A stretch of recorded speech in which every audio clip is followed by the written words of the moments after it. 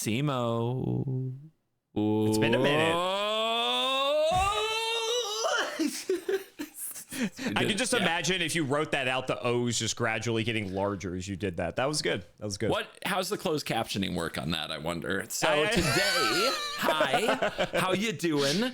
I gave you a few weeks off to regenerate and get ready for this. But I don't even remember what we did last time for your channel, honestly. Did you show me Universes Beyond stuff, I think? I showed you Universes Beyond stuff. Now today, we've done a few episodes. I've done some work with Raren and you that reminded me of a certain mechanic in Magic the Gathering, and I've been meaning to make this episode for a while. So although there are Spider-Man cards being revealed to the world, that's not what we're talking about today. Today, we are covering companions. Have I shown you... I have probably shown you here and there a companion. Does this, as a Magic term, seem familiar to you at all? Nope. I don't know if you have, to be honest. If you have, I don't remember it. So, yep, we're going in blind, folks. This is going to be a good one. Lock in. Indeed. And to those of you out there excited about this, oh my God, here we go.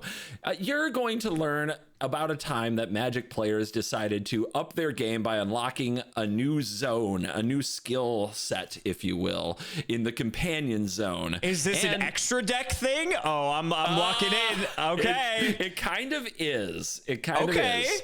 Okay. But before we dive all the way in, let's get a word from today's sponsor. I feel it in the air. I feel it in the water. I feel it all around. Something special has happened. The game has changed. It is the arrival of the worst possible Commander Show sleeves. You've been asking for them. You've been craving them. You want to show your love of the worst possible logo with the best possible quality sleeves from Dragon Shield. They are available on the Dragon Shield website right now. Use the link in the description. It does support the channel, so show your love for the show and support the channel and protect your cards, all in the worst possible, best possible way. And my friends, thank you very much for supporting the channel and all of my Commander shenanigans. As always, you're cool. So we're taking a trip to Ikoria, the plane of all like monsters. It's all about monsters and mutants and stuff. This came out and had a great time. Just a great time for a paper card game to get released. This came out in, I think it was in like April of 2020. Okay, great. I wonder if there's any weird phenomenon that happened around April of 2020, huh? Okay. Yeah. There was a Godzilla movie that was supposed to come out at the same time, and there was a tie-in. There were actual Godzilla cards and reskins in the set Ikoria. And that didn't happen. Funny. That movie didn't come out. But the set did release to no pre-releases, everything canceled, but the set did release on Magic the Gathering Arena. And oh my God, the world was introduced to companions. Let me tell you what a companion is. A companion has a deck building cost slash clause on it. All right.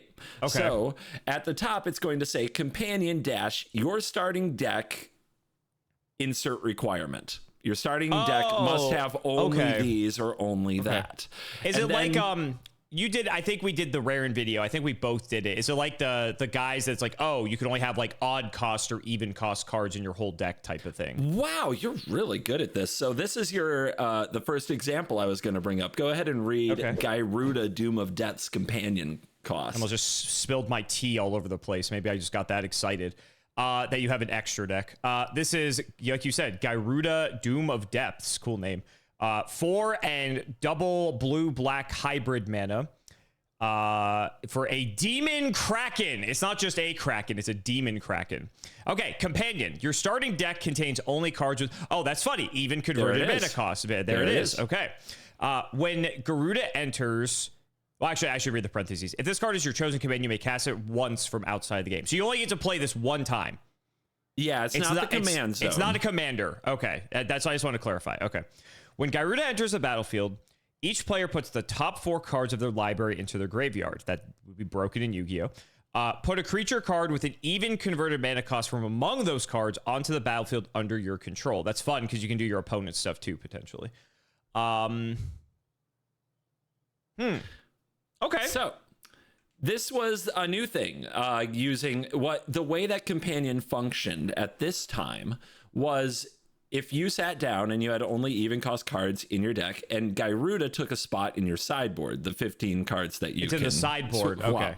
So it takes one of those 15 spots. All right. Is it public knowledge that you're playing this, or is it hidden? You reveal it. Okay. You are required to reveal it at the start of the game in order to use it. Okay. So you would sit down, you would put your deck over here, you would put your sideboard over here, you'd reveal the top card of your sideboard, and it would be Gyruda, Doom of Depths. And it'd be like, okay, I have a companion. And then you would start your game. Cool. So that is the tournament functionality. And the functionality of the card itself is you may cast it one time from the special exiled companion zone for its mana cost. That was the way it was introduced. Okay. What do you think right away? First impressions of the mechanic. Well, it's like you basically have an extra card in your starting hand, right? Because it's always there. And so if it's like cheap, that means you just basically just have access to it at all times. It's interesting because you have to evaluate this not for the card itself, but also like the deck building restriction, because that could... I think the deck building restriction has like more implications, but it's like if that's pretty trivial and the card is busted, then who cares, right? So like on the surface, it's kind of like Commander Light, if you will, where it's like you have a deck building restriction, but you can only play the guy one time. There's a lot of similarities. Yep. This, I'm not sure when or how to give you all the information around this, so I'm just going to present a ton of info up front. Okay. The companion rule went so well that do I hear a bit of facetiousness in your voice? It was either May or June. There was a banned and restricted announcement. And instead of, many speculated that all companions would be banned. What they did was it went that well. Okay. So, okay. Just to give you a heads up, that's how well it goes. Instead, what they did is they changed the companion rule itself. They actually added what's called the companion tax. And now the way that the rule works is it says if this card is your chosen companion, you may put it into your hand from outside the game for 3 mana at sorcery speed. Okay. So you have to add it. So they made you buy it instead of just getting it for free. Yeah, I haven't seen all these cards yet, but like just my mind is sort of like spiraling thinking that probably makes sense. So presenting this information to you up front, you now have a few hoops to jump through because we're going to play Was It Ever Banned? Was it ever banned? Well, you said they all might have been banned at one point, so this will be interesting. You not only have to analyze these for standard, but also for more eternal formats. And you have to guess whether or not it was banned. Like, you also have, if you want to present it, you're not required to, but something to consider will be, would you ban it before or after the companion tax change? Oh, okay. That makes a big difference. Having to pay an extra 3. Sure. It does. So, I mean, this one is going to be a little out there, but the base question to you is going to be the same. Sure. Was it ever banned? Okay, and we're talking about any format. Plenty of bonus points, by the way. Got it. Yeah. We're gonna focus on Commander and Modern and Legacy and Standard. Got it. Okay. Those are the big ones. Although, you know what? Any ban, I'll take it. At this point, any format, any ban, you win. How do these work in Commander? Do you have a Commander and a companion? You can, yes. Okay, interesting. I actually did not know this because in Brawl, the companion is a part of your deck. So it's 98 cards at that point. You have 98 cards, a companion, and your commander. But in Commander, it's a part of like your command zone package. So you have 99 cards, a commander, and a companion if your 100 card deck fits just yeah. You could have Gyruda as 101st card if your whole deck and your commander were even. Can you play these cards without them being companions? Like, can you just play this in your deck? Yes. Okay, interesting. You can also make them your commander without making them your companion. So in the instance of, let's say, modern or like a non-commander format, you could hypothetically then play multiple copies of these cards if it's not your companion. You could also play one as your companion, and if it met its own companion requirement, like Gyruda does, like you could put three in your deck. That's so interesting. Okay. A lot of like, there's like, this like just throws so many of like typical Magic things like out the window, I feel like. Yes. Yes, it does. Okay, all right. So we're like 15 minutes in, and I haven't even like gotten through the first card yet. So let's figure this out. This effect seems really good. If this was in Yu-Gi-Oh, this would be like probably cause for getting banned. I think I showed you a card actually that was very similar to this that has, or two cards actually that did get banned. For those of you who watched the video of me showing CGB the most busted Yu-Gi-Oh deck of all time. And this actually has greater upside than those cards theoretically, because those just milled both players for 5. This mills both players for 4, but then you also get to like get a guy on the field in addition to that if you hit, right? But you're hitting, you're doing 8 cards. 4 of them are going to be cards that are even. So, because you're playing an even deck, so you just have to hit a creature, not hit land. And you could hit something that your opponent has, but most likely you're probably going to try to build this in such a way you hit your own thing. You may have to pay for it. Put a creature card with an even converted mana cost from among those cards. So you could... There's some, like, combo ability there. I would say, like, on the surface, if this was, like, standard or, like, a slower format, I feel like this card would just be fine. But if we're talking about, like, older formats, I feel like there's the possibility this card could have gotten banned. Because I feel like there is, like, some abuse there for sure. And I feel like, I mean, the problem is he's kind of expensive, but in older formats, there might be, like, easier ways to, like, cheat this out or things like that. So I don't know if you intentionally are showing me this one first because it's like sort of a Yu-Gi-Oh effect in a way, just to like bait me. Are you metagaming this already? It's the companion episode. CGB, how many of these videos have we done together? It's been like almost a year at this point that we've been doing these videos. It's been a while. And you think you know me. It costs 6. But it has blue in it, and if I know anything, blue equals banned, typically, when you show me blue stuff. The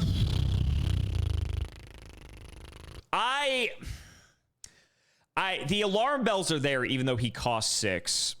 It's really like the old format thing that's like concerning me. If we were just talking standard, I think this is fine. But I feel like there's some deck that's like, oh, cheat out a thing, and it's this. And then, like, maybe you just, like, I don't know if you can stack your deck in such a way, like, maybe there's some, like, blue draw spell that's like, oh, stack your deck, like, or, like, look at the top cards, like, add one to your hand, and then, like, stack the rest on top. And then you just Gyruda and fucking hit, like, the lottery and summon out, like, I don't know. You could, I don't know if any of the fucking, oh, what are they called? The Eldrazi, the big guys, like some of them might have even costs. So then you like you hit a fucking Eldrazi and cheat it out, and you just like win the game off of that. So you are like, doing it. You are living the dream. This is the Yu-Gi-Oh combo brain, right? Like this is how it works. So I think this got banned in some eternal format. There's enough alarm bells for me here that I think it did. But if not, I don't know. I'm gonna say it got banned in some eternal format for sure. Okay. Gyruda, Doom of Depths. In the very, very first days when Companion was revealed and people started playing Standard with it, actually. Okay. One of the first Standard play. Interesting. One of the first Companion decks that people immediately began screaming about was Gyruda. I made a video, and people still in comments to this day use the phrase ramp Gyruda, because all the deck had to do was like ramp on turn 2, ramp on turn 3, go from 2 to 4, 4 to 6, then cast Gyruda, and the game could end. In the in the format at the time, you had cards like Spark Double. So every time you cloned Gyruda, you milled again. Oh, it triggers. Got another. Oh my god. You had creatures like Thassa, Deep Dwelling, that would then just flicker Gyruda and do it again. Oh my god, I didn't even think about that. The way that that you were trying to get it to work was to hit enough times that the opponent's deck was completely empty, and then it went to their turn. They tried to draw from an empty library, and they lost the game. But even if you failed, you usually untapped with multiple giant Krakens, enough that they really couldn't do anything about it. And that's even assuming you stole nothing good from your opponent. So this deck was everywhere on ladder from the moment that the set went live. Ramp Gyruda, people screamed from the heavens. They were like, look, this is turn 4 in standard, and I've been completely milled out. This is a joke. Or look at this board state they achieved on turn 4. This is a nightmare. And Ramp Gyruda was a thing that people said as kind of like the simplest game plan of all time. It was just a really dumb, straightforward thing, and everybody like either laughed at it or hated it deeply in their soul. And they wanted Gyruda banned. And they didn't do it. I knew it. As soon as you were going down this route, I'm like, they didn't ban it. They didn't ban it. Oh, because I've done this to you like multiple times. Oh man. That's crazy. So they just let it. They just let it new ride. Normal. That was the normal. They did. Yeah. Well, it demanded. It was kind of weird because this was on the other side of fire design. Eldraine was legal, all right, and that was the first big fire design. Uro was legal. That was Theros Beyond Death. That's the set before this one. Okay, my beloved. So these mega powerful sets were already pushing like what standard could be, and now this like on turn 4 I have this mega board state or the game might end threat appeared. In the past, probably would have been banned on the spot because nobody like thought standard should be this way. Sure. With these cards in the format and with a like every deck kind of having like counter spells or interaction, expecting to have to interact by turn 3 or they were dead anyway, the meta adjusted pretty simply to countering Gyruda or shutting Gyruda down. So Gyruda faded from the metagame in like a week. It's one of the most insane 1 week decks that has ever happened. For 1 week, everybody was screaming about it, and then it was just gone because they realized a card like Mystical Dispute, which is 1 blue to counter a target blue spell, just like it was over. Just hosed it. Yeah, there's nothing they could do. It's so funny because that's just like the Dies to Doomblade argument, right? It's like just because you have counters doesn't mean something's healthy for the game. So that's fascinating. I didn't even think about like all the crazy stuff you could do with it. That's interesting. All the other interactive points that popped up of like kill their ramp creature. Okay, now you delay them a turn. How bad is that? Yeah. Well, when people are dying on turn 4 to the red deck consistently, it's terrible.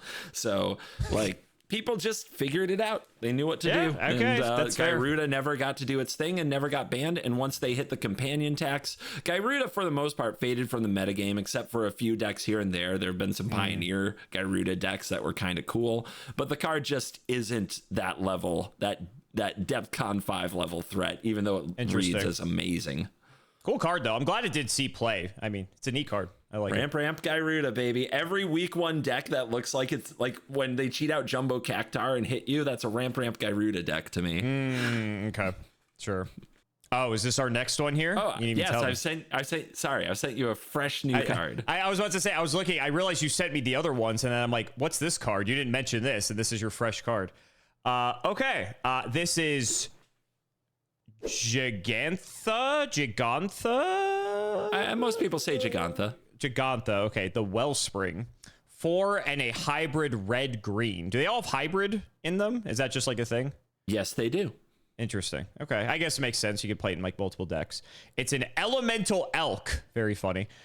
So companion, no card in your starting deck has more than 1 of the same mana symbol in its cost. No more than 1 of the same. So does that mean you can't play stuff that's like double red? Correct. But you can play like something that's red green. Correct. Okay, I'm just trying to clarify that. Tap, add white, blue, black, red, green. This can't be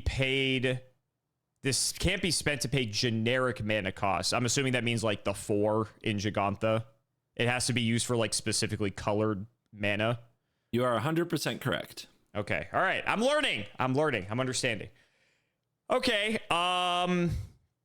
Interesting. So you're trying. That's so weird. So you can't play cards that have more like duplicate mana symbols, and then you get all this mana to pay for that. So you're encouraged to play all these cards that have multiple mana symbols in the cost because you get like 5 free mana to do so. Huh. See, usually like when you get this level of sort of like mana cheating, it's really good, but it has like a pretty harsh restriction on it.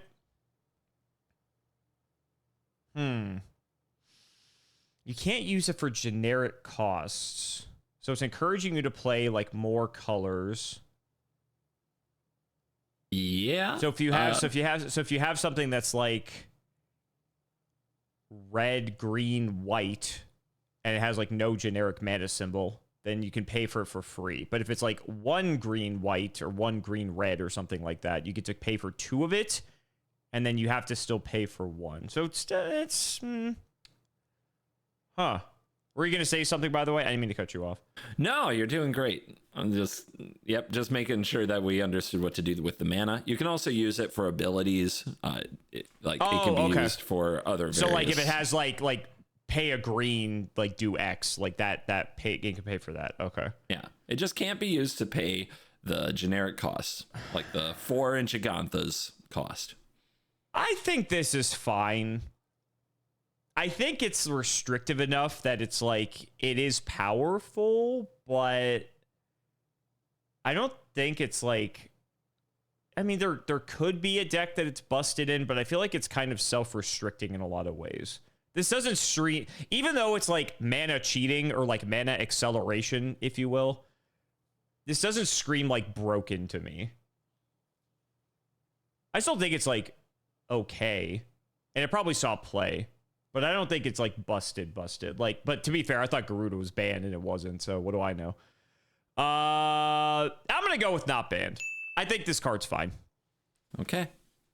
Gigantha the Wellspring, I think, would be classified by many people as fine. It was always kind of the like 4th companion or 5th companion, something like that people used when their deck didn't qualify for other companions. Sure. Because it was very possible to build decks in a number of formats that met the companion restriction without actually having to change anything in their deck, which immediately, if they even had a way somewhere in their deck to produce red or green mana in some theoretical sense, even, you may as well run Gigantha as your companion. May as well. Right. Yep. But it wasn't a big deal. And again, this could be a deck that like maybe doesn't have any green or red lands, but maybe has a card in it that somehow makes a mana of any color. Well, you can still run Gigantha as your companion. Or you play like a dual land that, I don't know if dual lands were around at this point, but I mean, if you have like a shock land that like just happens to produce red or green, right? Yep. And you could even run Gigantha in your sideboard as a decoy, for example. Ooh, so you reveal this and they think you're a certain deck, but you're not. But there were so many Gigantha decks that the way that it ended up working out was that Gigantha just kind of didn't mean anything after a while. And Gigantha got to the companion tax in Standard and without a ban. And then Gigantha also was in a number of decks throughout its time in Standard and escaped Standard without a ban. Sure. But in December 16th of 2024, things had gotten so bad in the Eternal formats of Modern and Pioneer, because the way it worked in those formats is a number of cards were just like a huge number of very solid cards, and cards that I'm sure WotC was printing, which might have been part of the problem, were not getting played because the Gigantha, you'd rather have Gigantha. So if your black 1 card is about as good as your black 2 card that already exists, And you get to have Gigantha if you run the black 2 card. That's what people ran. Gigantha was basically banned on December 16th of 2024 in Modern and Pioneer for basically not promoting deck diversity, because every single deck would love just a 5-mana 5/5 that they had to pay 3 mana to draw in case these games like came down to a battle, a grind of resources. And it meant that so many cards were not actually seeing play in the format that they had enough. And Gigantha became the first ban, not really on power level, but on what the idea of Gigantha did to Magic the Gathering decks in Eternal formats. That's so interesting. That's so interesting. Huh. Like, I get it. That makes sense, right? Because then if everything just becomes like this homogenous Gigantha pool, then like, you know, that's not very fun. Right. So like, yes. Interesting. That's really interesting. Yes. And it's, yeah. So this is like, this gives you a little peek behind what we're going to get into. It's not just what the companion does. It's what does it promote? Right. Like, as a free card, what is worth it? And people were just building every deck as a Gigantha deck, or so many decks were built as Gigantha decks that it just kept a lot of cards out of the format. Wizards no likey. Hard to sell cards under such conditions. Yeah, for sure. Right. No, I mean, like, we know that there's obviously a financial motivation for some of these hits. And so I get that. Like, I can't even like argue against it. It makes sense. All righty. Next up. All right, we're 0 for 2. This is going well.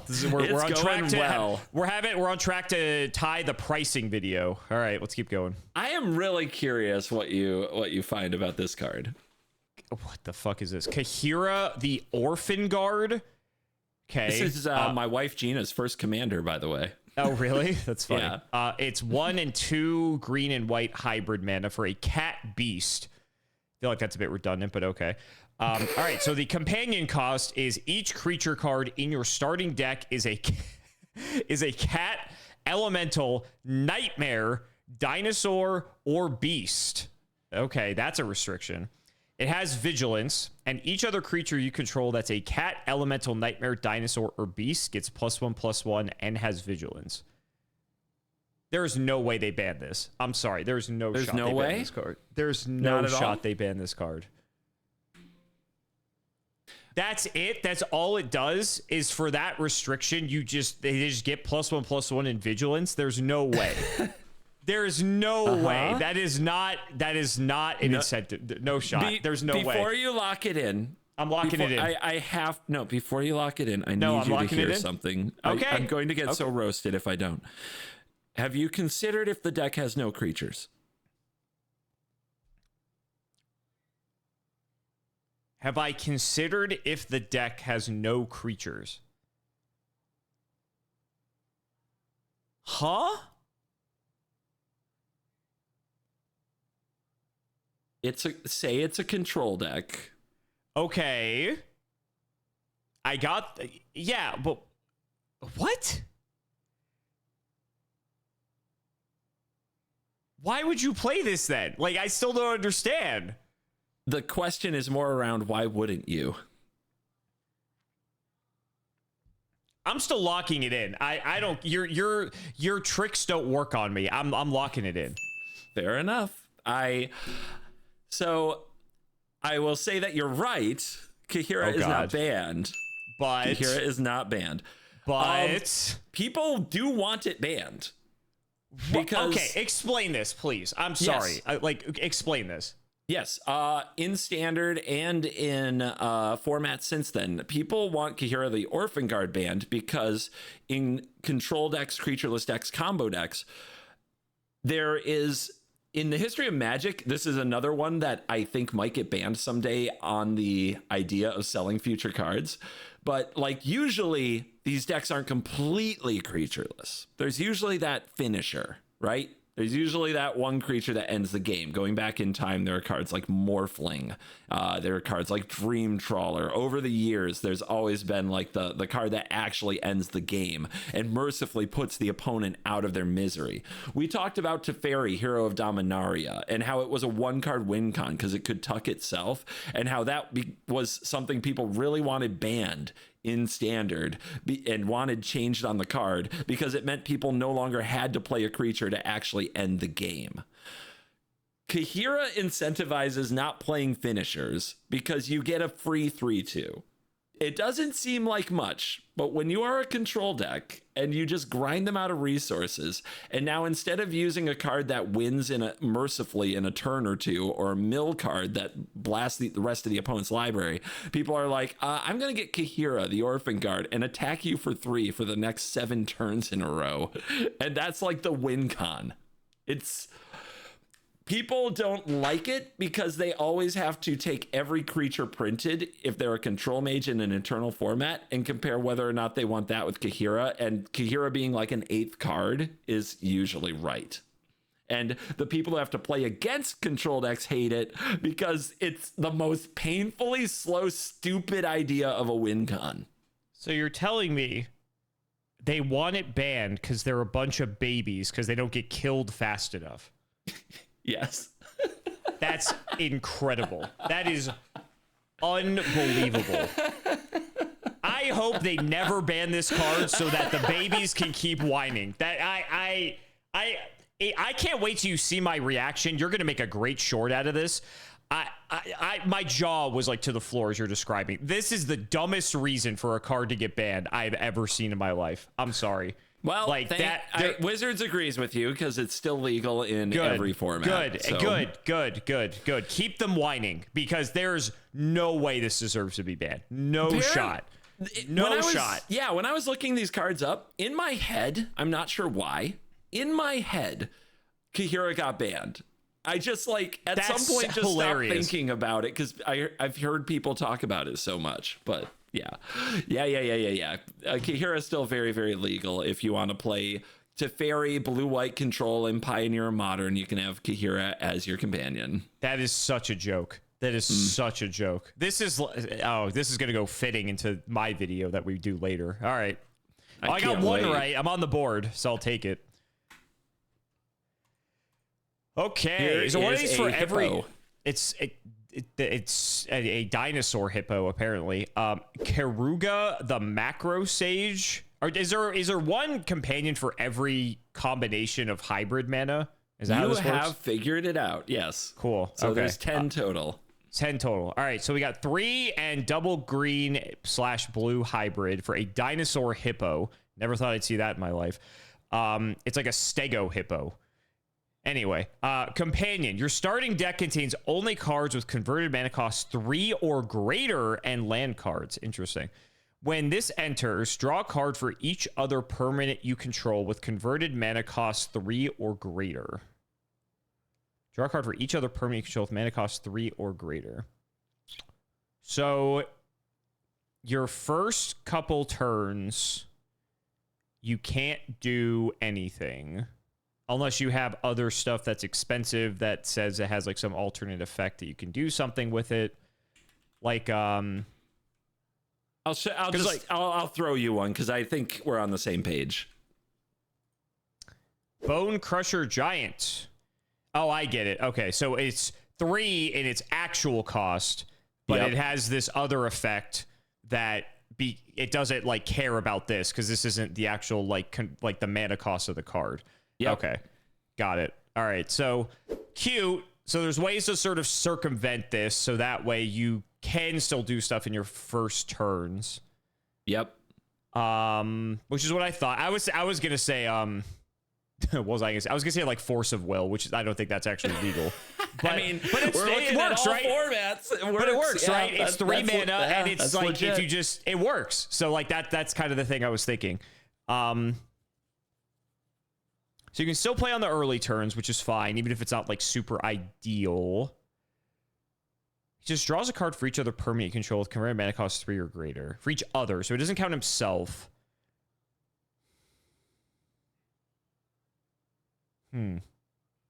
This card seems kind of win more to me.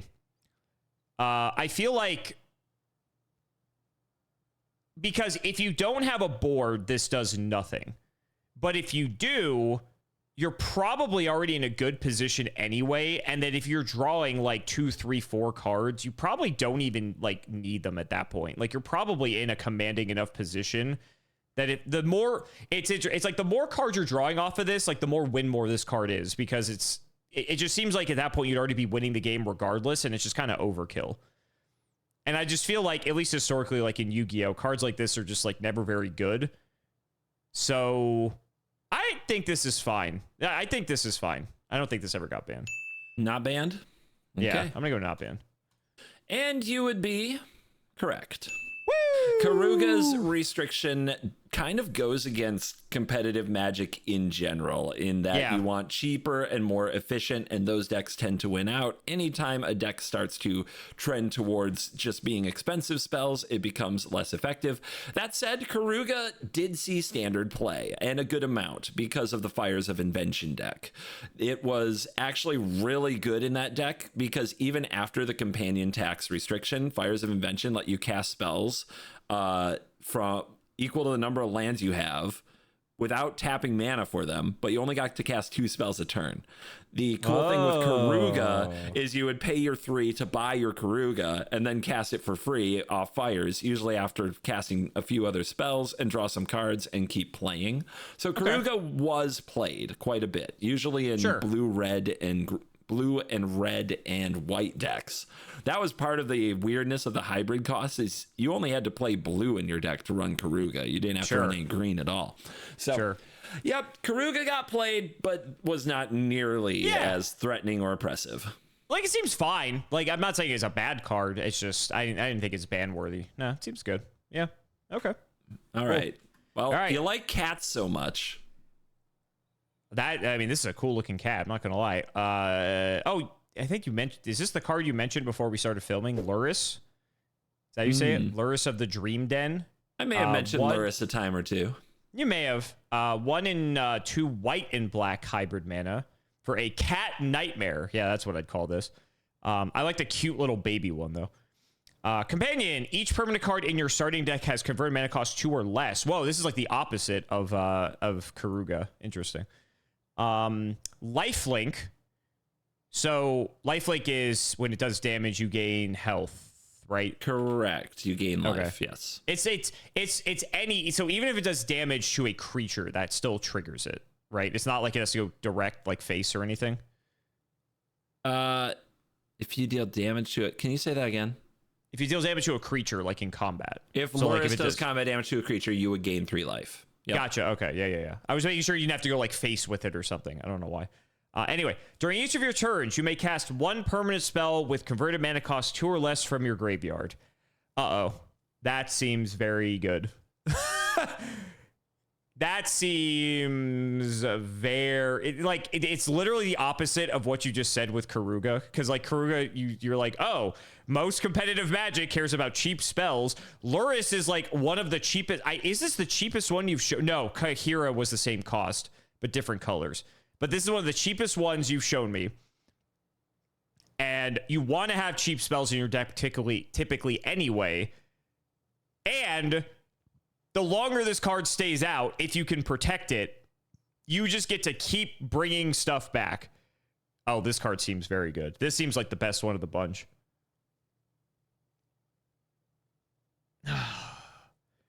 But Garuda wasn't banned, though. Garuda wasn't banned. This, I don't know. This seems a lot better than Garuda, though. It's cheaper. There's so much upside. And the companion tax was changed within like 6 weeks or something after release. So you also should be asking, like, how much does that fix it or not?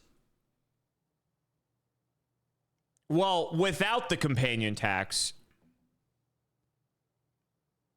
this seems busted. I'm not going to lie. This seems very good. With the companion tax, does that fix things? So then you wouldn't be able to play this on... You'd have to pay for it first and then play it a turn later. Does that even matter? Because everything in the deck's so cheap anyway. Like, do you care if this is 1 turn later?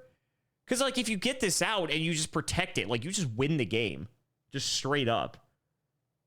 Because, like, any permanent spell with converted mana costs 2 or less. There's like all the stuff that like gives you extra mana. There's like, I'm sure there's like plenty of other just like insane targets for this. And you're just building your whole deck around it. And you're in black, so you can like mill them probably too, to like just have good stuff to get off of Lurrus. Oh, this seems nuts. This seems very good. Am I going to say what I think I'm going to say? I think even post-change, I think they probably had to ban this in some format. Especially if you're talking about the old formats that have like all the crazy broken cards. I think this card's even better, but I think even in Standard, this card is good. Am I going to say post-nerf, it's still banned? Definitely pre-nerf, I think this got banned. The alarm bells are ringing for me. I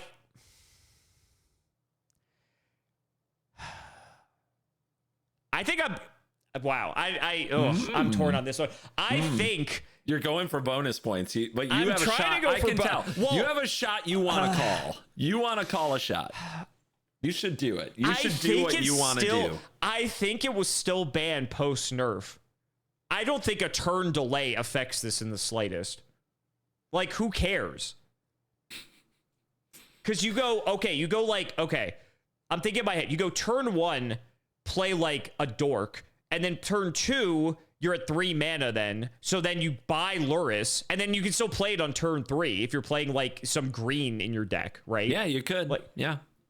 Or if you have like a mana rock or something to like, you know, what's the card I played in our command? Lotus Petal, right? I don't know if there's like another Lotus Petal equivalent type card. Oh, dude, you could cast the Lotus Petal immediately. I know, that's my point. And so like I'm like thinking, yeah, exactly. And then you can keep theoretically, again, I don't know if this was in Standard or not, but like then you just keep recurring the fucking Lotus Petal, and then like it's like Muldrotha, but like super cheap in that sense. Yes, that sounds about right. Right, and like I already know the crazy power level of that card. Did you know you could play 3 mana Muldrotha as your commander? I did not. I mean, that you know, I never was like particularly fond of white, but you know, granted, I don't even have to play white, just play black, which is the superior color anyway. I think they banned this post nerf. I think they banned this post nerf. Okay. This seems very. I think it's a shot. I think I'm doing a Hail Mary on this one. Because I think statistically, it's probably right to say it was fine post nerf, but I don't know, man. Like my gears are turning on all the crazy stuff you can do with this. Yeah. So I think it's banned. Yeah. I think it's still banned post nerf. Yeah. Okay. All right. Locking it in. Okay. Locking it in. Lurrus of the Dream Den, unlike Karuga, basically encourages good low to the ground efficient deck building, and therefore was pretty much a day one sensation across a number of formats. Would play this, for the record. CDH has played this, maybe not as a commander, but in a lot of decks, like you will find Lurrus at times. It's 100% happened. Lurrus can be a commander. It's definitely not a bad commander, for sure. I played it in Brawl a good amount. Let's just, it's not about did Lurrus get banned anymore. It really isn't. It's about how much and how often and how fast. Oh my god. So we're gonna talk. I looked up a little info on how fast Lurrus got banned. And Lurrus faced released on April 24th of 2020, faced multiple bans in multiple formats due to its overwhelming power. Here is a timeline of how quickly it was banned in key formats. Vintage, by the way. Vintage is where Black Lotus is legal. Oh right? My god. Vintage hadn't had a quote power level ban. They had like mechanics bans, but they hadn't had a power level ban since 1996. What? 24 days 25 years. 24 days is how long it took. 24 days is when Lurrus got banned in Vintage. Holy shit. I mean, if you're getting back Black Lotus every turn, that seems pretty good. Now remember, this is when the companion had no tax, so you could go turn one Black Lotus, play Lurrus, get a Black fucking Lotus back. Oh my god, that's crazy. I didn't even think about that. Yeah, pretty good. That's and it crazy. was virtually every deck, right? There, like, the only question was whether or not you run Force of Will. That was it. But like, basically, Sure. Lurrus chased Force of Will out of its most popular format. That's unbelievable. Wow. That I'll was be honest, quick. I don't think I knew Vintage like was a thing. I didn't realize there was a format where you could play Black Lotus. It's kind of not. Okay. It's a Magic Online like league thing is where Vintage is played the most. And I think like once a year they have Vintage championships where people get together with their very real Vintage cards, and everybody in the room is like on high alert at all times that their life savings might get snatched if they get deck checked. Sure. It's awkward, the rich people format. Got it. Oh, it's a heck of a format. But yes, they do I think they do still have a yearly Vintage championship. But yeah, it's basically done its own thing for all this time, and then they had to ban Lurrus.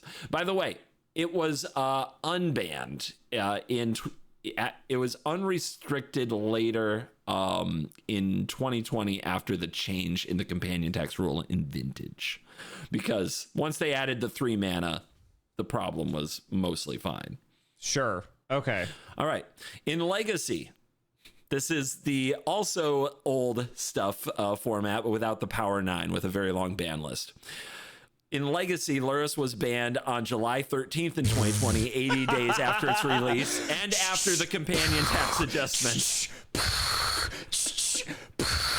It's like one after another. Keep going. It was able to get back permanents like Mishra's Bauble, which basically for 0 mana let you draw an extra card every turn, because it was just a 0 mana artifact you sack to draw a card. Oh, and so it's just draw 2. That's crazy. Yeah, it just gave you a 2-card draw engine that if you got it going, like, victory was at that point determined. If one player is drawing 2 cards a turn and the other isn't, the game is going to end eventually. Of course. Yeah.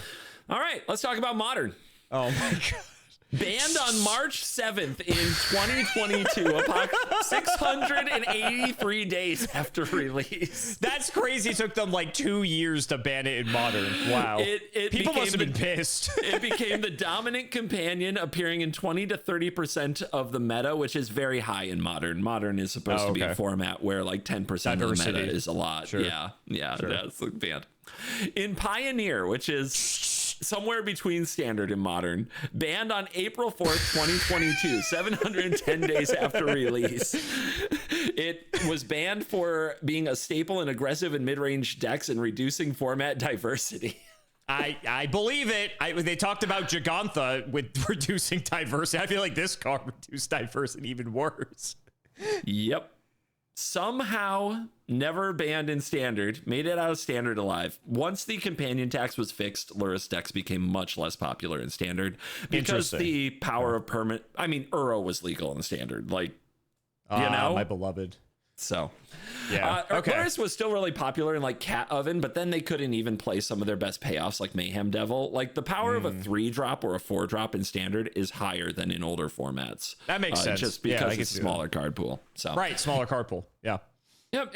But this is the ultimate nightmare cat. Lurrus is one of the most banned cards of all time. That's so funny. Damn, this card looks fun as fuck. Of course, I'm always attracted to all the broken stuff. You know, it's. I guess it's my Yu-Gi-Oh nature. Speaking of fun, I got another for you. Ooh, fun. Lutri is generally acceptable. The Spell Chaser. 1 and 2 blue and 2 red. Oh, there's blue in it. It's an elemental otter. Very cute.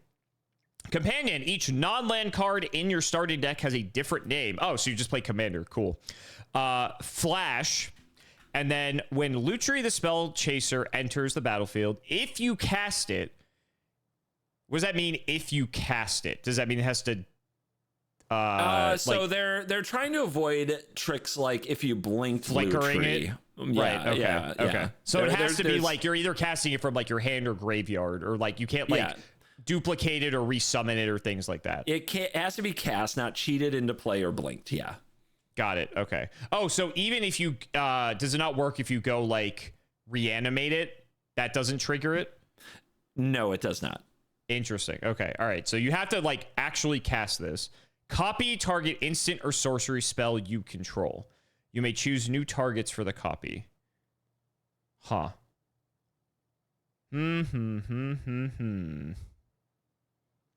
So, okay, so let me understand this correctly, because I don't really think Yu-Gi-Oh has anything like this, so I need to clarify mechanically. So you would like play an instant or sorcery, and then because this has flash on the stack, you play Lutri. Yep, and then holding priority is what we call it in Magic. Yes, responding to yourself. Yep. Okay, so you're allowed to... Okay, let me ask another question now. Okay, you go activate Pot of Greed. I'm going to say Pot of Greed is legal in Magic now. Classic. Okay, so you activate Pot of Greed. Your opponent on the stack... So wait, you have the ability to maintain priority that you can put Lutri on the stack before your opponent gets a chance to put anything on the stack? Is that what you're telling me? So if you put Pot of Greed on the stack and then you hold priority and put Lutri on the stack, Lutri still has to resolve and target the Pot of Greed before you get 2 more cards. So the opponent will have an opportunity then to counter the Pot of Greed, in which case your Lutri wouldn't like copy it. That's so weird for Yu-Gi-Oh for multiple reasons. Because one, we don't have the ability to hold priority at all. Like if you play a card, your opponent always gets the first chance to play something in response, unless there's like a triggered effect that would like go on the stack in addition to that. So the weird thing with holding priority is it's actually not that big of an advantage. It's in many ways a bigger risk. Because if something happens to the first spell, the reason you held priority and the thing you added to the stack won't have the effect you were looking for. Well, it's also weird because mechanically, if you go Pot of Greed, put Lutri on the stack by holding priority, theoretically in Yu-Gi-Oh, if you have a card that says negate Pot of Greed, it wouldn't be able to be used because those types of effects have to be used directly in response to the activation of a card. Not the way it works in Magic. You can, if you had that negate, you could target any, if you had a counter spell, you could target anything on the stack from any part of the order of the stack. That's yep. Okay, that's crazy. That would like break Yu-Gi-Oh if that were the case. So copying, so targeting it then is not part of like the cost. It's like part of the resolution. Correct. That's so weird because in Yu-Gi-Oh you would most likely target it for the cost, and then like that's when you would have your opponent have the chance to respond. So okay, wait, so that means then, God, this is racking my brain. So okay, further follow-up question: Pot of Greed on the stack, Lutri on the stack. If you go like, I'm trying to think. Okay, let's say there's a card that doesn't negate Pot of Greed, like a counter spell, but it destroys Pot of Greed prior to the resolution of Lutri because it's the third thing on the stack. Does that mean Lutri doesn't have a target then? That is correct. That's why it's a bigger risk. Okay, I see. Okay, all right. I'm like, I get it, but it's like my conditioned Yu-Gi-Oh 4 IQ brain isn't used to the fact that you can just do all this stuff. Like that's nuts. It's also weird that you guys can do stuff like mid-stack resolution. That's even crazier to me. But we're not going to get into that right now. Sure. Anyway, okay, so I think I understand this card now. There's a lot I had to like, a lot of like asterisks I need to like to resolve here. Okay, so it enters the battlefield. If you cast it, you copy the thing, and then you get to choose a new target for it. This doesn't seem like a super unique effect for your game. It's not. Like, I feel like, which is funny because like in Yu-Gi-Oh, we don't really have like copy effects. There's like maybe like a card or two that does something like this, which is interesting that you guys just have it like commonly. How do you break this card? How do you break this card? It only does it once, right? I'm understanding that correct. It's just once. How crazy is that? If I copy Pot of Greed, how crazy is that? That's pretty good. But in Magic, that's not the same.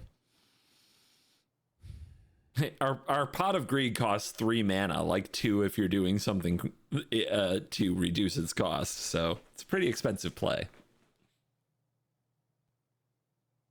How do you break this?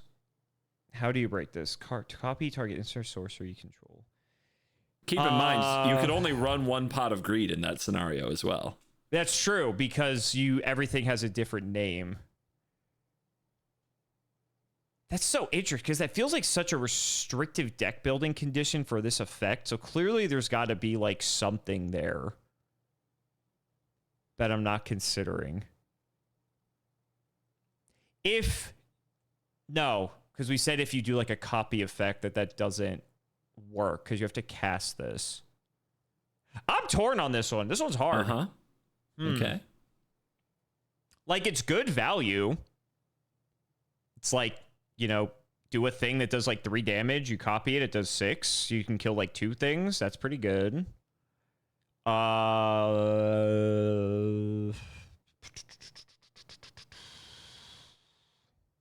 God, I feel like there's something I'm missing here. I'm really trying to figure it out. Would you like to throw me a bone? I don't really have one. Oh, okay. I heard you clacking away on your keyboard. I'm like, oh, is he getting me something? I wish my darn keyboard weren't so loud, but sometimes I have to double. Like, I have a thought of like, I'm pretty sure that's true, and I just have to double check it. Sure. I'm really trying to think of like the most egregious thing you can do with this. And it's like, there's some cool stuff you can do, but like none of it seems broken, especially because this is like not a commander that you could keep. If this was a commander you could keep casting over and over again, then like, okay. Ooh, but does that mean they could have banned it in actual commander? If it has flash, can you flash it out from your command zone? If it's your commander, yes. That might change things. Because if you're already playing commander, you don't care about the deck building restriction. And then you have this thing that just lets you copy stuff that you can constantly keep bringing back and back.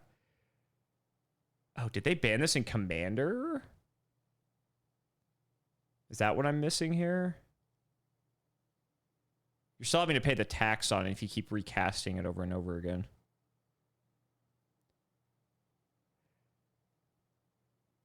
Maybe that's it. Maybe that's the trick here. Maybe they banned this in Commander, but in everything else it was fine. Going with that? I think I'm going to go with that. Yeah. Okay. Because it seems like this could be a very high value commander. So I'm gonna go. So I will say it got banned in some format, and I think that format's commander. Lutri is the fastest banned card of all time. Whoa! Really?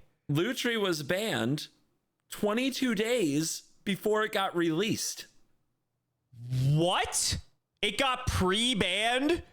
Remember, at the time, Commander is not controlled by Wizards of the Coast. So okay, sure. Lutri got revealed, spoiled, and the Commander Advisory Group banned it on April 2nd. And it wasn't released till April 24th. So funny. Okay, wait. So what is there like some broken thing I'm missing here, or is it just the value is just too much? It's the fact that the companion cost isn't a cost in Commander. Sure. So every deck that is blue and red anywhere in its identity, so every like 3 color, 4 color, 5 color deck, they all now have Lutri as a companion. And they were just like, I think that there were a number of reasons to be concerned about that. For one, if you're talking about that many decks just should run Lutri, because why wouldn't you? What does that do to the thing? Like what does that do to the price of a card? Yeah, shoots it to the moon. So then Commander becomes about like who has the money for a Lutri and who doesn't. So they banned it before it even became an option. You can argue it's still like that anyway, but I'm not, Well, I mean, if you want to go about whether or not a certain card that is really good, that's very expensive, whether or not people can have that, it's still 1 in your 99. You still have to draw it. Sure. And with Lutri, you have access to it from the jump immediately. Right. Okay, that's a big difference. Sure. Yep. Okay. So that it got banned on April 2nd via tweet from the Commander Rules Committee.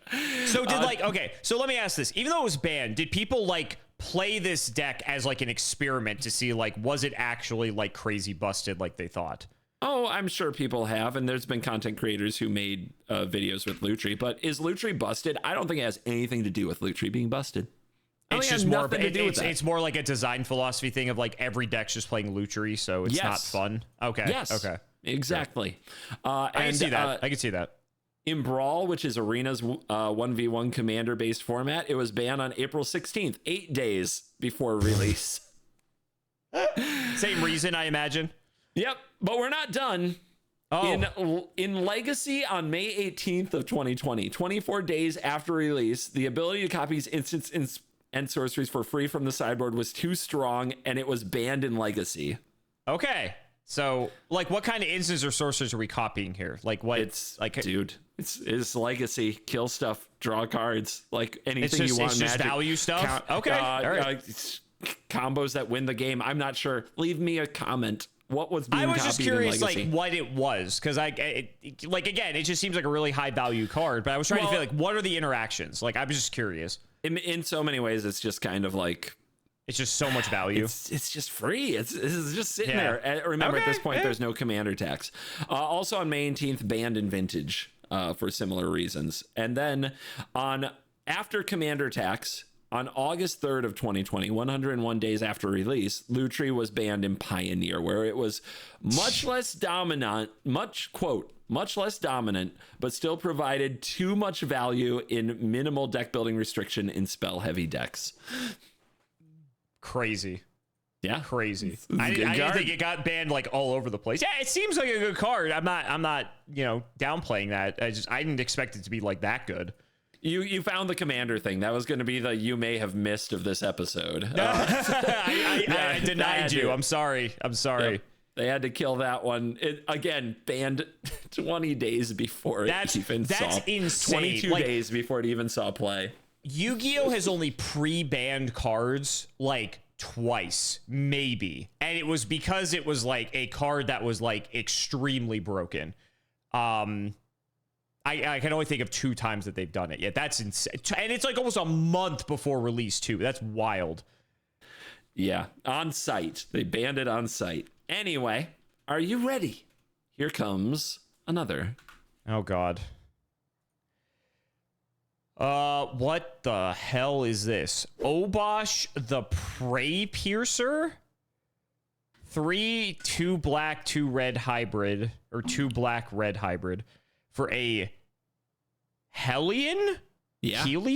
Hellion horror. It's from hell, apparently. It's a horror from hell. Looks like one.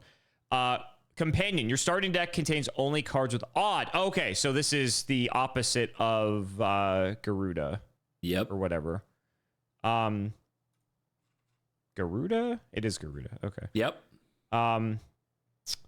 If a source you control with an odd converted mana cost would deal damage to a permanent or player, it deals double that damage to that player or permanent instead.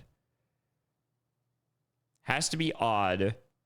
It goes to permanent or player. So that means creatures count. It's not just face.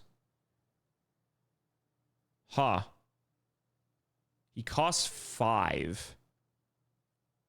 It looks like a nightmare centipede. Yeah.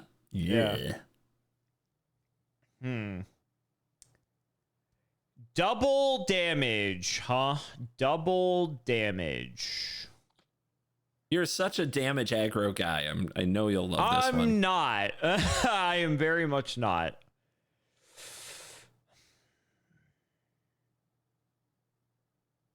So, Yu-Gi-Oh has a few effects like this, but they're all bad.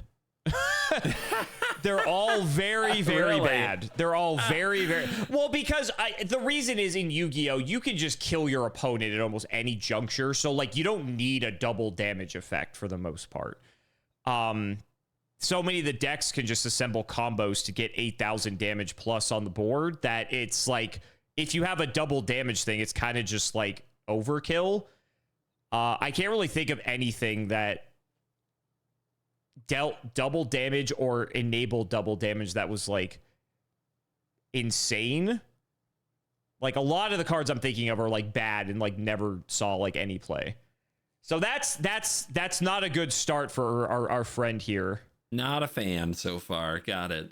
He's also expensive. Like if he costs what Luris costed, I wouldn't like that might be better because I feel like a lot of like burn decks are like pretty low to the ground. Yeah, that would be better. You're right. If it were 2 mana cheaper, it would be a lot better. Yeah. Like you're laughing. That could mean that this card's so busted true. and I have no idea. It's a 3/5.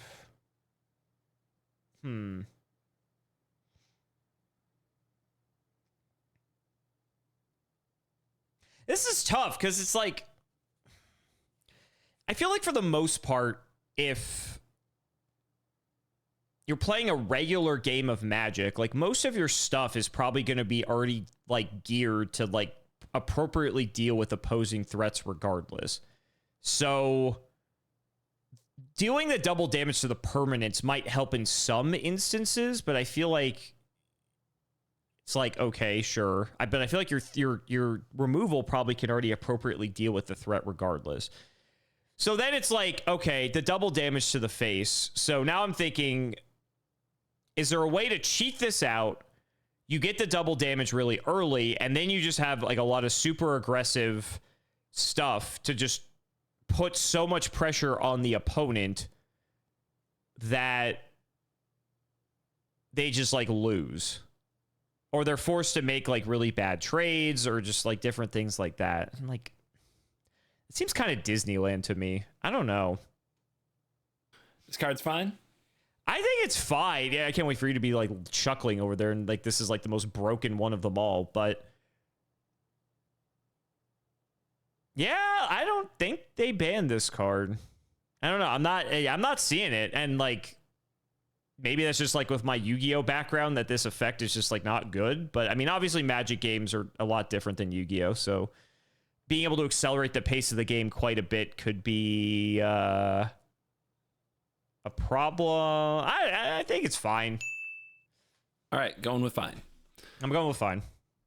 You'd be correct. Obosh survived the companion phase. I don't trust Standard. you. No, I don't trust you. I don't trust you. It's true. Obosh never got banned in any format. Do you believe me now? No. People liked Obosh. Aggro mages liked Obosh. They tried very hard to build around odd cost for Obosh. The great thing about Obosh is that you got 1 mana cards, so you got to run a ton of 1 mana cards, and then Obosh could come down and double the damage. Particularly with Burn to Face was how Obosh typically ended the game. And 5 mana, you're right. 5 mana was a bit too slow because if you did cheaper cards, you got to play with Embercleave and a number of other busted aggro cards. So Obosh was something people built around regularly and tried to build aggro Obosh, but it was never banned. It was totally fine. You know until no, to this day, Obosh has never been banned. Obosh is fine. I don't know why. I just feel like you're keeping the bit going. I feel like you're keeping the bit going. I don't know why.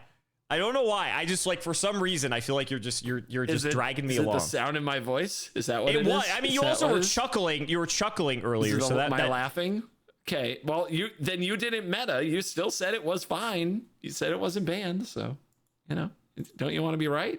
Isn't it good to be right? Then send me the next card then. Yeah. Here you go. I guess. Okay. I guess it was fine then. Okay. Unless the bit is continuing into the next card, then that would be the biggest slow roll of all time. Okay. Umori the Collector. What is this? Just like it's an ooze. Excuse me. How did I not figure that one out? Yu-Gi-Oh has oozes. Anyway, 2 and 2 black-green hybrid mana for an ooze that says each non-land card in your starting deck shares a card type. So by type, is that like ooze, for instance? No. Or what is type? This one, it does kind of, so this one is, they mean major types. So creature, enchantment, artifact, instant, okay. sorcery. So like, if you're playing creatures, like you're only playing creatures. If you're playing sorceries, you're only okay. Because type in Yu-Gi-Oh refers to the tribe, I guess, if you will. So that's why I got a bit confused there. All right, thank you. As this enters, choose a type. Spells you cast of the chosen type cost 1 less to cast. Okay. So you are playing all creatures, all sorceries, all whatever, and then you get a nice little discount on them from the Umori.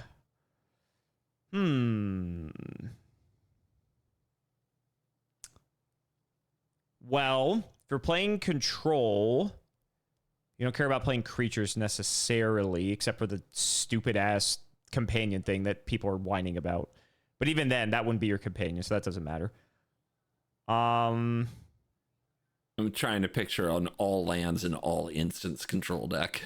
Yeah, I was about to say, like, it doesn't just play one type, though. I'm trying to examine all the options here. But now you got me thinking. You're like, ooh, video idea. Now I'm cooking. All right. Yeah, content creator brain. I don't think I'm not seeing this. I feel like this is too harsh of a restriction just to get a 1 mana discount. So Amori's fine, you think? I think it's fine. I think it's too harsh of a restriction. There's too many, like, you want to have like a variety of card types for the most part, I feel like. Because like we've had a couple cards in Yu-Gi-Oh that are like sort of similar to this. I'm talking about like Sekka's Light for anyone wondering. Basically, it was like the condition of you get to play 3 Pot of Greeds in your deck if you only play monsters as every other card in your deck. But that was actually good. Weird. It didn't get banned, but it was good. That sounds all right. But like every other is a lot different from all. And it's also Yu-Gi-Oh, like where all of our monsters just do so much as it is anyway, and everything's free. So it's like it's an apples to oranges comparison. And so in this case, because you have to pay costs for stuff, and because it's not the same. I think it's too restricting. I think like I see what they were going for here. It just seems too restricting to me. I don't see it. So not banned? I'm going to go with not banned. Umori is widely considered the worst companion. It seems like it. Yep. Yeah. And it has never been banned in any format. And to my knowledge, has never been discussed being banned in any format. Umori has got to be like the least played. And its most common home is in silly commander decks. Interesting question. That's its job. Yeah. If it reduced the cost by 2, do you think it would have been played? I can imagine some decks in other formats, but like in standard, I still don't know. Maybe not. Interesting. Like, I'm curious at what point the reduction is actually worth playing this card. Right. Because I feel like if it was like a lot higher, there would actually be an argument to play this card. But I think 1 is not worth the payoff of having to have an all creature deck, hypothetically. I still don't know if you could do all creatures well. Maybe. Sure. I mean, just hypothetically. Like there are other 4-mana cards that reduce the cost of like all your creatures by 2 when they're on the field, and it's like those aren't broken. My alarm bells went to artifacts because artifacts are inherently kind of crazy and busted. And if this reduced all artifacts by 2, it would make a number of artifacts just enter, draw a card to enter, draw a card to enter, draw a card and loop. But that's like. Even then, I don't know. There's like the green and black don't offer much to that strategy. So I just don't see it. I don't see it with Umori, and nobody else has really seen it either, as it's kind of the bad companion. Like 7 to the ooze. 1 out of how many were just a fair, normal Magic card? Yeah. 1 out of 10. Nice job. Gives you a little bit of a heads up that the ones coming up aren't terrible, but you still have to tell us if they were banned. Right? What? Of course. We're not even talking about Obash anymore. Okay. We're talking about this card. Yorion?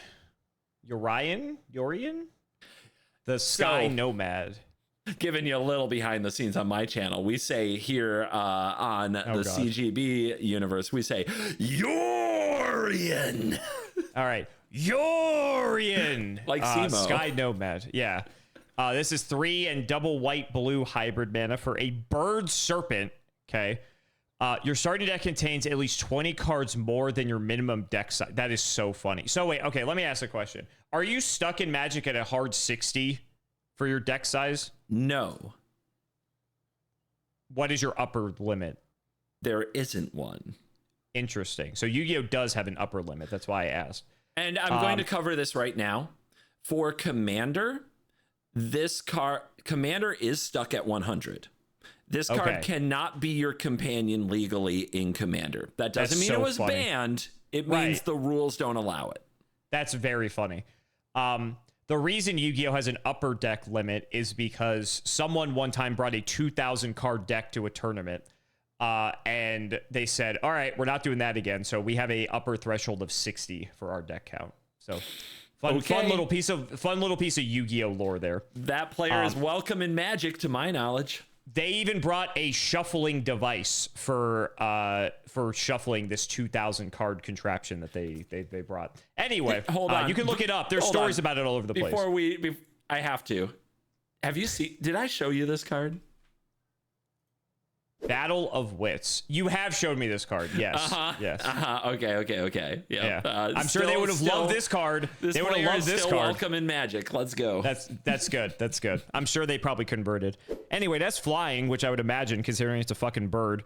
When Yorion enters the battlefield, exile any number of other non-land permanents you own and control. Return those cards to the battlefield at the beginning of the next end step. So does that mean your end step? Let's say you do this on your turn. Yes. Okay. In that case, it does. Okay.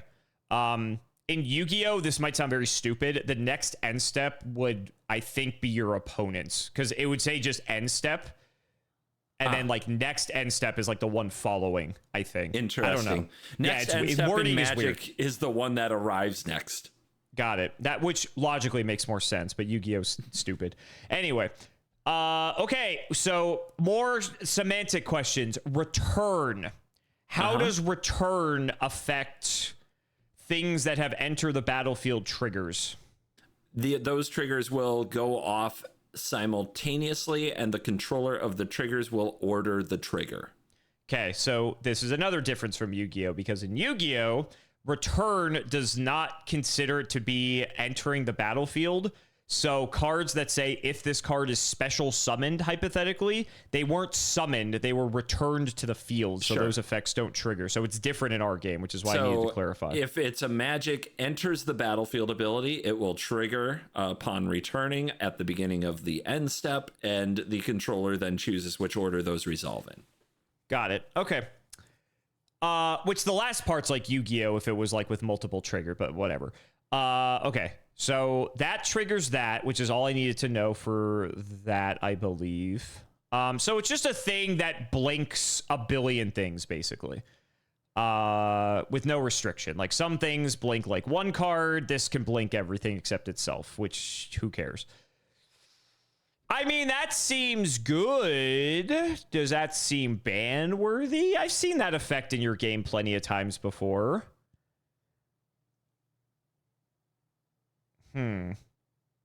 That's flying.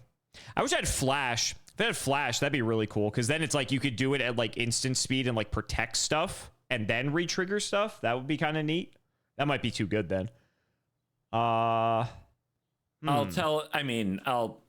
are cards that can give it flash. There are also cards that can, quote, blink it at instant speed. So trigger the enters ability at instant speed. And then it re-triggers it again. Yeah. Because it's an enters ability. That's interesting. So then you start off this chain of like blink the thing to like blink other things. And then it just like keeps going. It is That could be pretty definitely good. possible to blink your Yorion, return a card that blinks your Yorion, blink that card, then on the next end step, return that card, blinking your Yorion, which then returns and blinks that card, etc. Uh-huh. Is that good, though? Depending on the effect, it's probably pretty good. Is that ban-worthy?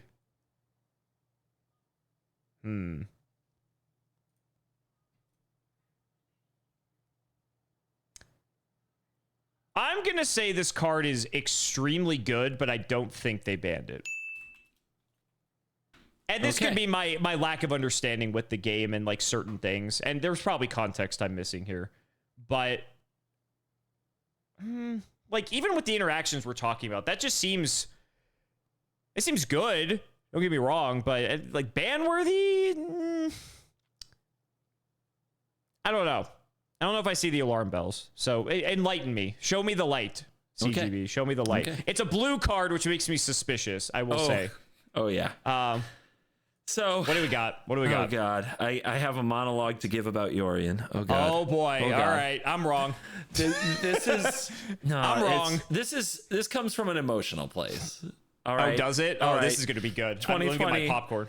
It's CGB in 2020 was a growing content creator who still didn't know how to make a thumbnail, but was definitely diving deep into MTG Arena and not cutting his hair for a huge number of days. And in the middle of what would turn out to be my 1,000+ day streak of making a video every single day.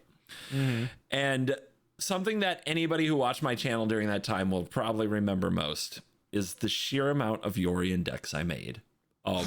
Of every different nature, because Yorion, unlike the other companions, can go in any deck as long as you're willing to add 20 cards to it.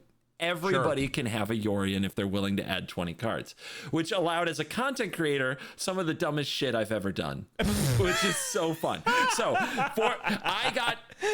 I built a mono red deck. That was an aggro deck, 100% aggro. With but Yorion. you go 20 cards over with Yorion as your companion. Why would you do such a thing? Because in Best of One Arena, my format of choice, when you queued up in the companion era, was the first time we had a real glimpse of our opponent's strategy before we'd mulliganed. Sure. So if I saw an Obosh, I knew what their deck was. If I saw a Gyruda, I knew what their deck was. And I could look at my hand and I would say, not good enough, or yep, best hand I could have against that. So it was bait, is what you're saying. When they saw Yorion, they assumed immediately it was a control deck. Right. 100%. And then you're playing value. I like that. That's cool. Yes. I like that. Yes. I love that. Oh, it was wonderful. I got to mythic number 1 with a mono white aggro deck with Yorion as the companion. Same principle. Hilarious. It was amazing. It didn't even like use Yorion's ability at all. Like, we didn't care. We just had a 4 or 5 bait sitting there, and adding 20 cards to your deck in a very powerful standard format turned out to not be a big cost. Everybody was like, ooh, the consistency. Not only was it not a big deal to add cards to the deck, people grew to love it because they got to play with more cards. Like, you had the right answer for certain situations. And as Yorion, Yorion also was extremely busted before the commander tax rule, because you would run it in decks with like that cheated out Agent of Treachery. Like the Transmogrify Luca deck would cheat out a card, a creature that stole the opponent's land, yoink, and then they would flicker it with Yorion and yoink another. Oh, no. And it was so bad. In like Commander, it's so easy to build a Yorion deck that just flickers Yorion on everybody's turn, which means on every end step you're gaining value just with something that enters and draws, or something that enters and ramps. Right. Oh, it's amazing. When people ask my favorite card of all time, it's Yorion. I have so many fan items sent to me. I've signed so many Yorions. You are looking at actually literally my favorite card of all time. They make a good statue. To the extent of which, when Wizards of the Coast designer Gavin Verhey made me a custom card for their Unknown events, I don't know if many people know about this, but at MagicCon, Gavin, longtime Magic designer, he makes cards for content creators of them as legendary creatures. This was mine. That's cool. That's cool. The CovertGoBlue Mage. 2 and a blue. It's a human rogue. If the CovertGoBlue Mage is your commander, your starting deck can contain any number of cards beyond the maximum deck size. When the CovertGoBlue Mage enters, create a colorless equipment artifact token named Covert Sunglasses. It has equipped creature, can't be blocked, and has equipped 2 white blue.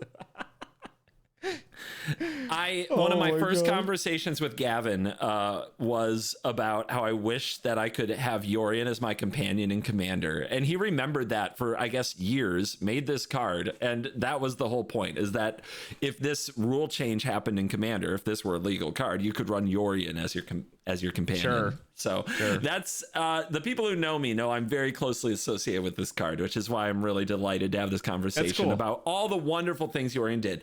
Yorion made it through the companion tax movement without a ban, made it out of Standard without a ban, and for the most part lived a happy and brilliant and healthy life in formats like Historic and Pioneer and all of that.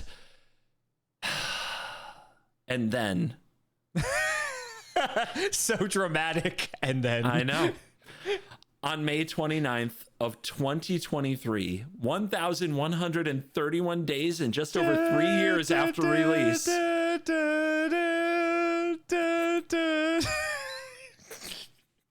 Wizards came for my boy. In the format of Modern. Because it was, I don't know, too good with Evoke Elementals or something. Anyway. Is this why you don't play Modern? Yes. Yorion became a staple in Modern control decks. And apparently was too much synergy. Yorion comprised 10 to 15% of the Modern meta. And they banned it. And scene. VV is like 70% of the standard day 2 meta, and they can't do shit. I don't even play Modern, and I'm emotional.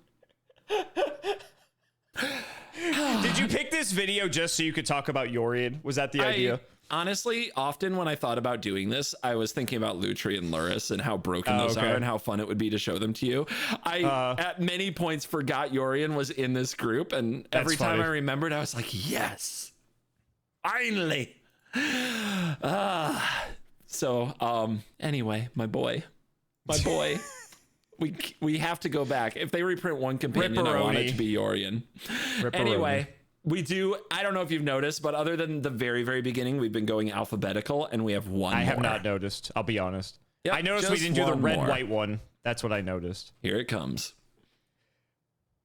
Oh, this card looks sick. Zerda the Dawnwaker. That's a cool name, too. 1 in double red-white hybrid mana for an elemental fox.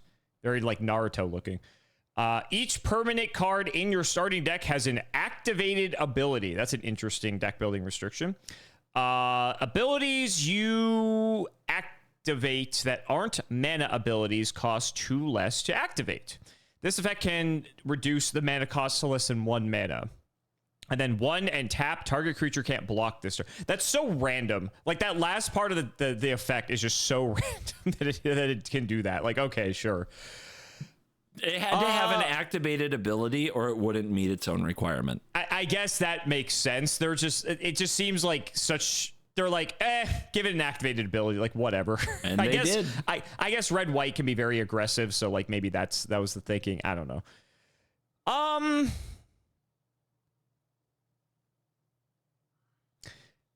Activated ability, does that mean something that has to be done at sorcery speed? Or not like instant speed. Like it's not like an ETB effect, because that's not an activated ability. Or does that count? Right. It's not an activated ability. It's something, it's something you manually have. We call these ignition effects in Yu-Gi-Oh, where you manually have to say, I am doing the thing. Okay. So that means you can't do anything with ETBs. That's rough. I feel like some of the best effects in your game are ETBs. And the fact that this card prevents you from playing any of those, I feel like is not good. Even though the stuff is reduced, I feel like that's a big enough downside that I don't think this card was banned. In all of Eternal Magic? All of Eternal Magic, yep. I don't see it. I don't see it. I think it's too harsh of a restriction. I really didn't know. All right. Does this change your mind? Grim Monolith. This is a old ass card. 2 mana. Grim Monolith does not untap during your untap phase. Tap, add 3 colorless mana to your mana pool. Play this ability as a mana source, and for 4, you can untap it. So it costs 2 less to activate to untap. So you go... What? You pay it, you get 3, you untap it. So you always net 1, and then hypothetically... So you can go infinite with this, right? Yep. Am I understanding that right? Yep. You can go infinite in your game with a bunch of stuff, and that's fine. This is fine. This is still fine. Okay. Zirda was arguably one of the fairest companions. It was totally fine in Standard. It was fine before and after the companion tax restriction. It's still legal in Pioneer. It's still legal in Commander. It's legal in Modern. But it did get banned in Legacy, and Grim Monolith is why. Wow. Okay. Yep. Okay. Because so Grim Monolith isn't the only card like this. There's another one called the Salt Monolith. So banning one of the monoliths wouldn't have done Doesn't solve the problem. Yeah, the deck was straight up like, because you had Zirda in your companion zone, if your opening hand had a piece of ramp and a Grim Monolith or another monolith, and you just immediately had infinite mana, and then you'd have like a card that just did like for some very high number 1 damage to a target, but because you had infinite, you just win the game on the spot. It's funny because like I feel like you guys have plenty of infinite combos in your game, so like we do. It just didn't seem like okay. It just seemed like to me another infinite combo. It's like okay, like if you're good enough at the game and draw it, cool. Like I mean, I guess you don't have to draw Zirda, but well, it's like the extra deck problem. Because you always have Zirda. You nailed it. You don't have to draw Zirda. It's just there. So now you have what you'll find CDH players call a 1-card combo, because it's really a 2-card combo. Right, because if you see Grim Monolith, you have the combo. Yeah. That's it. Yeah. So you just have to have this one thing. Okay. Which is a little too easy and a little too on the spot game over. So got it. Okay. All right. So you guys do have some, morals in terms of how broken your infinite combos are. Got it. I see. Yeah, exactly. You should have to work a little bit for your infinite combo. You have to work a little bit for your infinite combo. You can have your infinite combo. You just got to do a little bit more than just a open Grim Monolith, right? Exactly. And you have mulligans in your game too. Like you have mulligans in your game, which I forget. So that impacts a lot, because it's like you could just heavily aggressively mulligan for Grim Monolith, and then you draw it and you just win on the spot. So yeah. Luris and Zirda were banned on the same day in Legacy, less than interesting, like about 20 some days after release. It was a very quick move, and it's remained banned to this day, even after the companion tax change. So just in Legacy though. Just in Legacy. Only in Legacy. All other formats, fine. So you were closer to right than wrong. As far as like there's the like number one of formats. Exception, sure, but I was still wrong. So that's fair. I was really torn on like, when do I show you Grim Monolith on this one? And you know what? It's all good. I respect your position that maybe broken formats should deal with broken things. That's kind of how I feel, to be honest with you. I mean, because as a Yu-Gi-Oh player, we deal with that every day. So you just deal with it. But I guess, like I said, you guys have some moral compass. Well, what do you think? You've seen all 10 companions. You've rated them. It's widely seen as one of Magic's biggest mistakes. The real question is, do you have a favorite companion?